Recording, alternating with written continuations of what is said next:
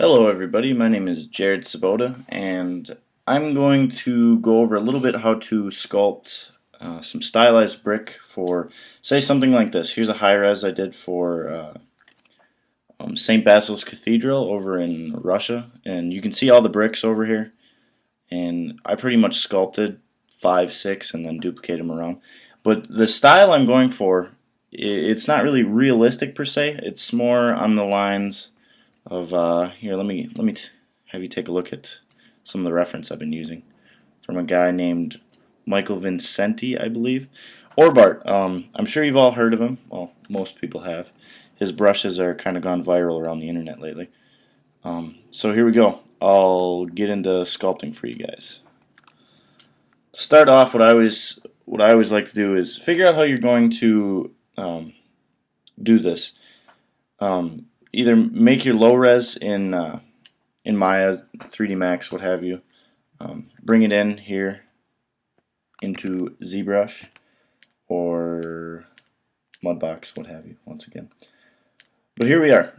So what I just did is I made a cube. Make Polymesh 3D up here in the options. Oops, sorry.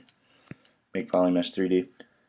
And then all I did was offset it in the X a little bit, just so I get a more brick shape.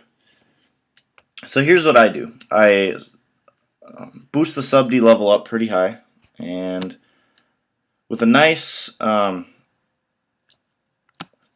brush with a low focal shift, you can see here, take the trim dynamic and just run over the edges. You can turn lazy mouse on too if you have you, but I like my stuff not so clean. See, there's with lazy mouse, not too much different. But. So anyway, I'm just going to do one side for you guys, and you can probably figure out the rest of it. So here we are. We just knock out the edges, maybe notch it up a bit,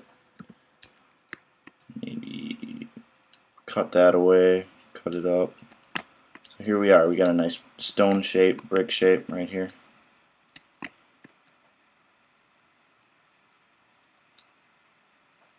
From there, I'm going to simply take a dent brush that I made. If you know of orb art, he shows you how to make these. He gives it a nice stylized appeal. You can see that. Boom, boom. Just notch it up a little bit. It looks nice. Then of course you can always go in, have another one you can use, littler one. I'll do my best as I go with these installments of these podcasts to get links up so you guys can download brushes. And links to orbs brushes too. So here we are. I got that much done, and now I'm going to take the orbs crack brush and make some cracks in it. See, the key with making cracks is have a moderate or a rather small brush. For me, this is the best way I do it. And you start pushing down real hard with your stylus. I'm assuming you're using a pen and tablet for this. See, you're gonna vary in depth and pressure, or pressure for the depth as you go. So here we go. See, I'm pushing down harder there, and it gives it a more organic feel, what have you.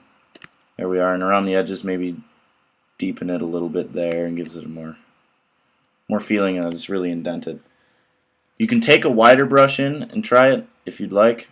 If you like your cracks wider. See, with the normal map that it'll give you a real nice normal map if you have it wider, I'm sure. So here we are. After that, all I do is take, here's what I call a surface noise brush.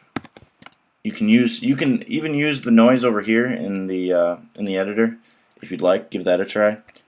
But all it is a standard brush with a nice cloud alpha. As you can see, it's not the prettiest thing, but it works. It works very well, actually.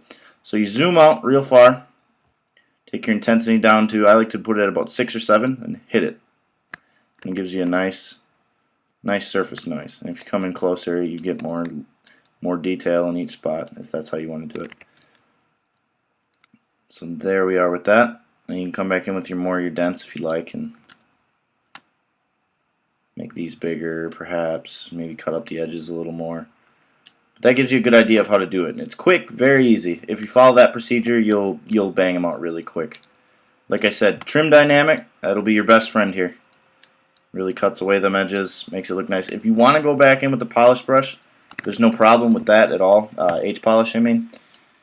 If you want to use the H-polish, go ahead, if that's how you like your edges, but I kind of figured out it was kind of a waste of time for me. Didn't really speed anything up.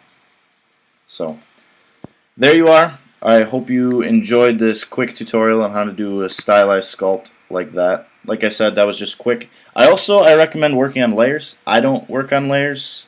Well, I'm not working on layers right now because just for the sake of time.